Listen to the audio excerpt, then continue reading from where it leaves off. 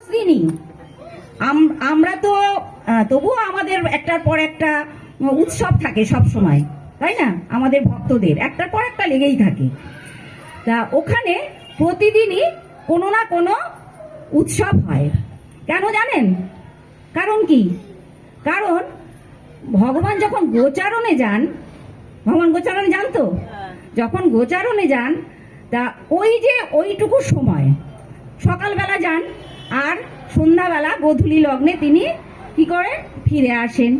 ওই যে ওইটুকু সময় তারা যে বৃন্দাবনবাসীরা এবং গোপীরা যে কৃষ্ণকে দর্শন করতে পারে না, তার যে অদর্শনে তাদের কি হয়, বিরহ বিরহ ভাব অনুভব হয় তাদের।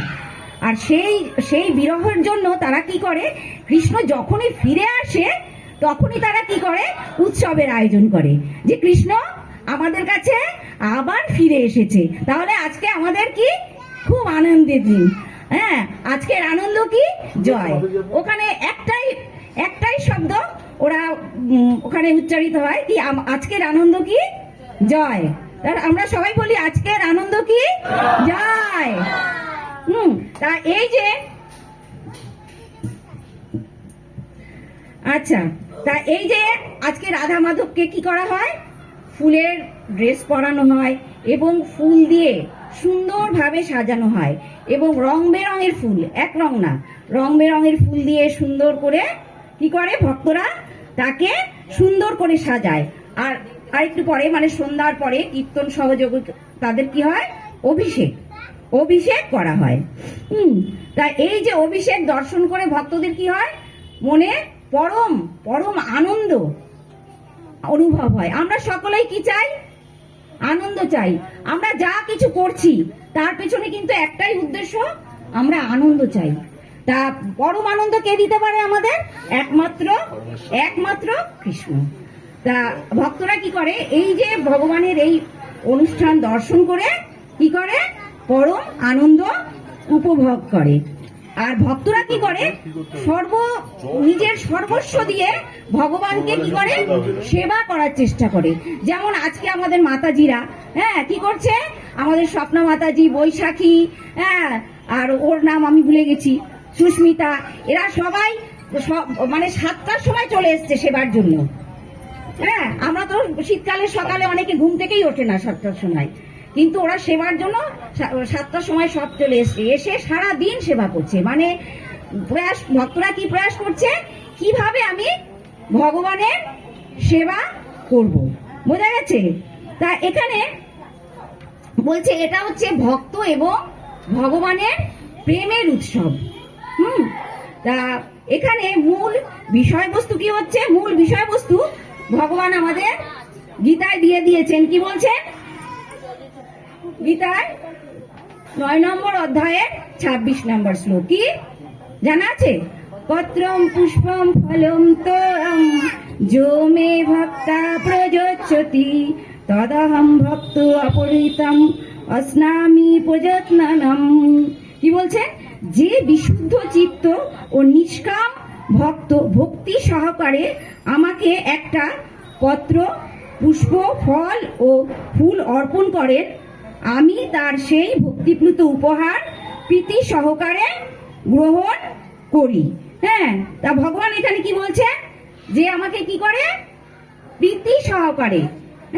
তা এখানে আমাদেরকে বলে দিচ্ছেন যে আমি যদি একটা প্রীতি সহকারে ভগবানকে একটা ফুলের পাপড়িও নিবেদন করি, ভগবান সেটা কি করবে, গ্রহণ করবেন। কারণ ভগবান হচ্ছেন ভাবগ্রাহী জনার্দন, ভগবান আমাদের ভাব গ্রহণ করেন, তাই না?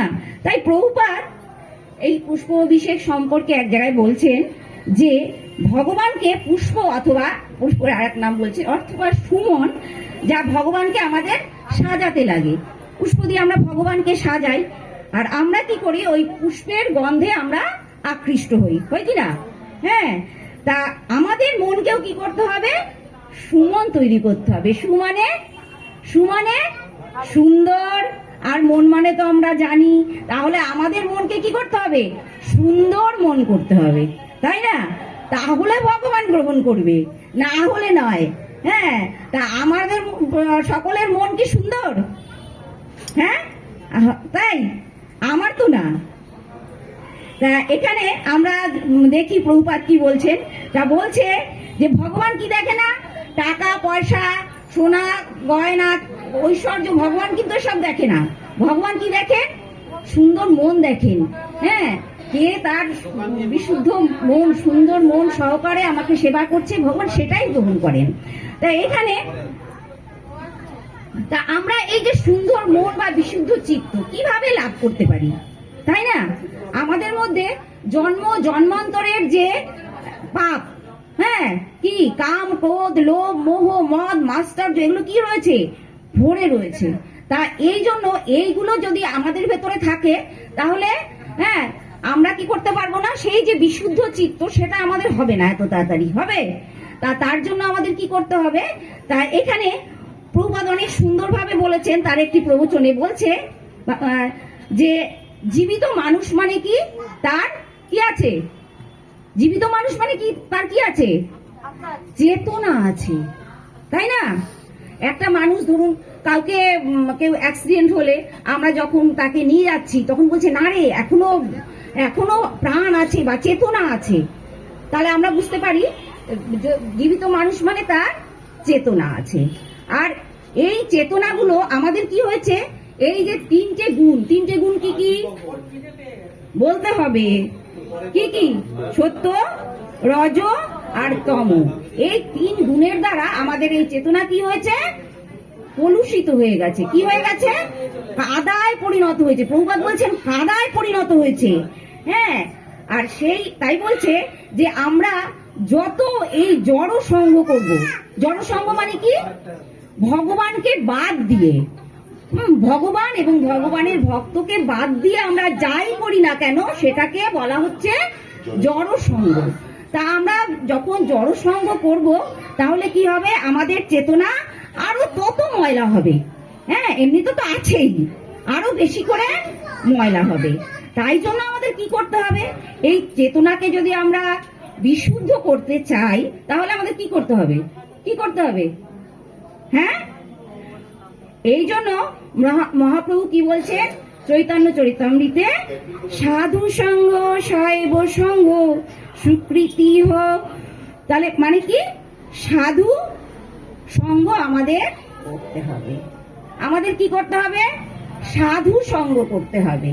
আমরা বলছি না সাধু সঙ্গ সর্বশাস্ত্রে কয়, লবমাত্র সাধু সঙ্গে সর্বসিদ্ধি হয়। ঠিক আমাদের হৃদয়কে